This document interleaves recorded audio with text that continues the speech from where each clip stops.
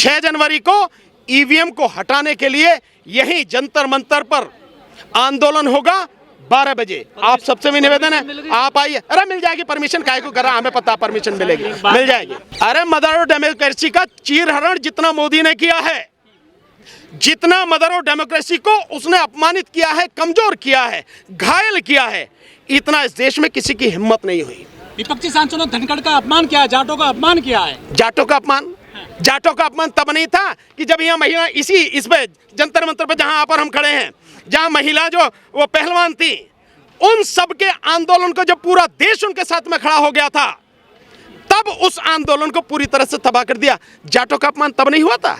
अब एक आदमी को कह दिया जो जाट, अबे भाई तुम उपराष्ट्रपति हो और राज्यसभा के सभापति हो, वहां कोई भी ना जाति है, ना धर्म है, ना कुछ है, वहां निष्पक्ष व्यक्ति होता। जानते हो सोमनाथ चटर्जी को?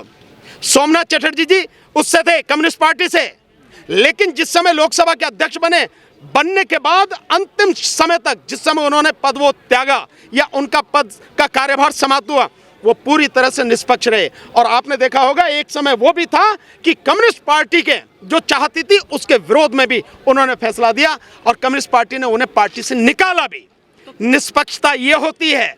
इस देश की जनता को पूछना चाहिए मोदी से, नरेंद्र दामोदर दास मोदी से, कि तू ये बता कि पिछले 60-65 साल में इसने केवल 55 लाख करोड़ का कर्जा लिया, तूने ऐसा क्या किया भैया कि ये 150 लाख करोड़ का कर्जा मात्र 9.5 साल में ले लिया, और उसमें भी 2019 के बाद से जो कर्जा है वो 115 लाख करोड़ है। 115 लाख करोड़, 115 लाख करोड़ केवल 4-4.5 साल में, और टोटल 150 लाख करोड़।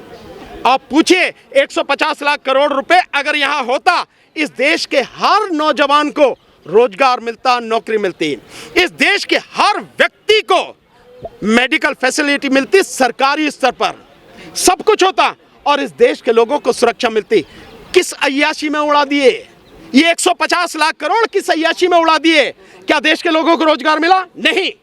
क्या देश के लोगों को नौकरी मिली? नहीं। क्या उनको मेडिकल फैसिलिटी मिली? नहीं। क्या लोगों को सुरक्षा हासिल हुई? नहीं। क्या किसानों की आय दुगनी हुई? नहीं। क्या मजदूरों का भला हुआ? नहीं। फिर कहां अय्याशी में उड़ाए 150 लाख करोड़? कहां? देश के लोगों को पूछना चाहिए मोदी से। यही सवाल आज की तारीख में सबसे ज्यादा महत्वपूर्ण है। विवेक बिंद्रा कह रहे हैं कि जो शूद्र है ना वो +1 नहीं हो सकते, -1 हो सकते हैं। वो तो शूद्र मर गए क्या? पकड़ के कुटाई कर दो, ढंग से अकल आ जाएगी। भाई ऐसे लोग जो बिल्कुल पागल कुत्तों की तरह हो चुके हैं, उनका एक ही इलाज है, पकड़ के ठुकाई कर दो, एक बात। और अगर ये नहीं कर सकते तो उन्हें पूरी तरह से इग्नोर कर दो, पूरी तरह से उन्हें भूल जाओ, क्योंकि ऐसे मूर्खों की, ऐसे लोगों की इस देश में भीड़ है जो आपको चिढ़ाते हैं, आपका अपमान करते हैं। वो उसी नस्ल का तो है भाई, जिन्होंने आपको हजारों साल जो गुलामी से बदतर जिंदगी दी, वो उसी नस्ल का है ना बिंद्रा। तो अपनी नस्ल से कैसे बाज आएगा, कैसे बदलेगा वो? इसीलिए वो ये काम कर रहा है। कह रहे हैं शूद्रों को शासक बना दिया, देश को बेकार कर देंगे। बना दिया? तेरे बाप ने बनाया? अबे हम में हिम्मत थी, हम में ताकत थी, हौसला था, हम में बुद्धि थी, हम में योग्यता थी, तो सत्ता छीन ली।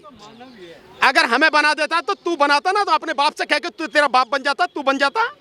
हिम्मत थी तो तुझ में। बाबा साहब डॉक्टर अंबेडकर के सामने सारे ब्राह्मण, सारे जितने भी योग्य हैं, सब पानी भरते हैं। अब कहने से पहले सोच लेना चाहिए किसके विषय में बात कर रहे हो। जिस इंसान को आज की तारीख में 150 से ज्यादा लोग जिस पर रिसर्च कर रहे हैं, 150 से ज्यादा देश जिस पर रिसर्च कर रहे हैं, जिसका सम्मान कर रहे हैं, उसके सामने ब्राह्मण। तो विवेक बिंद्रा ने इतिहास नहीं पढ़ा? अरे छोड़ ना विवेक बिंद्रा को, छोड़, भतीरी हो गई उसके विषय में, और आगे की बात करो यार। हो गई उसके लिए इतनी, ऐसे पागल कुत्तों के लिए इतना ही समय काफी है, ज्यादा समय नहीं दो, आगे बात करो। इससे पहले सर तौलीन सिंह ने भी कहा था एक्शन खत्म कर दीजिए। यार ये जितने भी करने वाले, कहने वाले हैं, ये विशेष विचारधारा के लोग हैं और विशेष पार्टी और संगठन द्वारा आगे बढ़ाए गए लोग हैं, ताकि आप उकसावे में आ जाओ। आपको उसमें नहीं आना साथियों।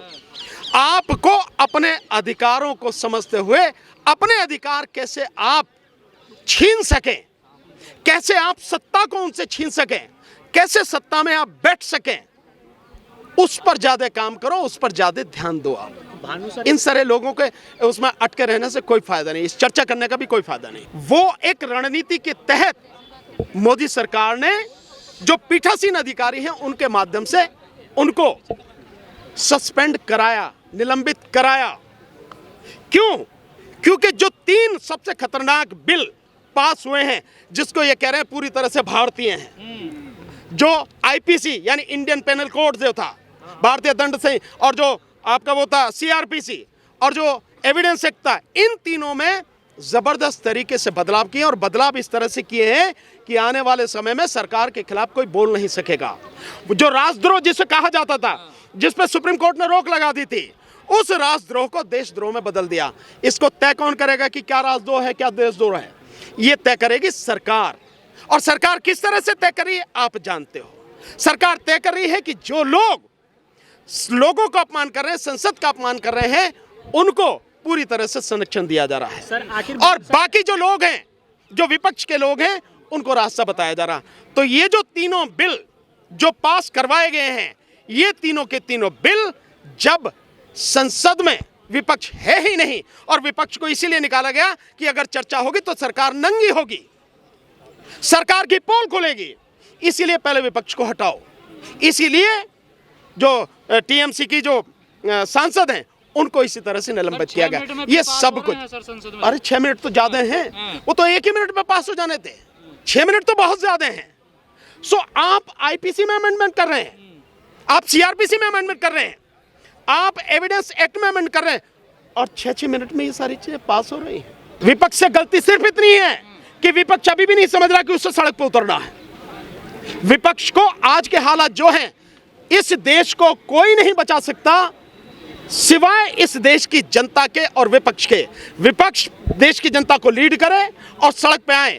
विपक्ष पूरा, सारे संगठन और सारे लोग जब सड़क पर आएंगे तभी देश बचेगा, नहीं तो बचेगा नहीं। लिख लेना आप मेरी बात।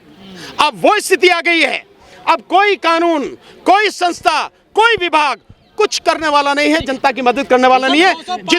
जितने भी विभाग हैं उनमें तमाम गुलाम बैठे हैं, मोदी के गुलाम बैठे हैं। मैं यही शब्द इस्तेमाल कर रहा हूं, सरकार के भी नहीं, मोदी के गुलाम बैठे हैं, आरएसएस के लोग बैठे हैं, और वो किसी भी सूरत में जनता के लिए कुछ नहीं देंगे, उसका कोई काम नहीं करेंगे। लिहाजा देश की जनता को और विपक्ष को तत्काल बिना समय जाहिर किए सड़क पे आना चाहिए। उसके खारिज करने से क्या होता?